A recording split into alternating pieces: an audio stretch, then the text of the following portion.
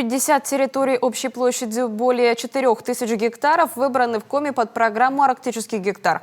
7 из них в Воркуте, 22 в Инте, 12 в Усинске. Самый большой массив – 9 территорий общей площадью 30,5 тысячи гектаров в Усть-Цилимском районе. Желающих поучаствовать в программе и получить землю в безвозмездное пользование уже 38 человек. А в Росреестре уже зарегистрировано 9 договоров. Подача заявления осуществляется, формирование этого заявления в федеральной информационной системе, определяется земельный участок и через ФИС подается в уполномоченный орган. Главное, чтобы все данные, которые были необходимы, были представлены. Это фамилия, имя, отчество заявителя, его место жительства, СНИЛС, номер свидетельства, если он участник этой госпрограммы.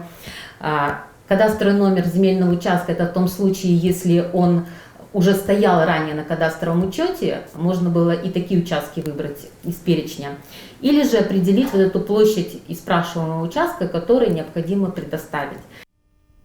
Стоит отметить, что с 1 февраля 2022 года возможность получить арктический гектар появилась у всех граждан России, имеющих гражданство страны, а также участников государственной программы по переселению в Россию соотечественников, проживающих за рубежом. На участке в Арктике можно построить индивидуальный жилой дом, заниматься приусадебным хозяйством или вести экономическую деятельность. Мы максимально выбирали земельные участки и территории, чтобы они как-то были близко находились к возможной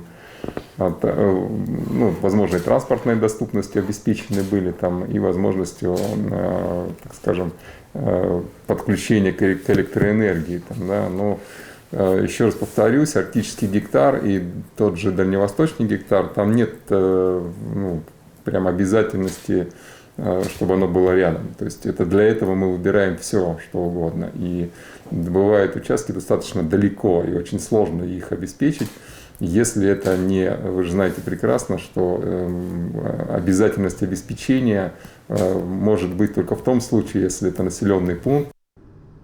В региональный закон об арктическом гектаре примут поправки. Законопроект уже внесен в региональный парламент. Перечень территорий предлагается дополнить. Муниципалитетам, включенных в арктическую зону, предлагают добавить еще 7 новых участков общей площадью более 60 гектаров.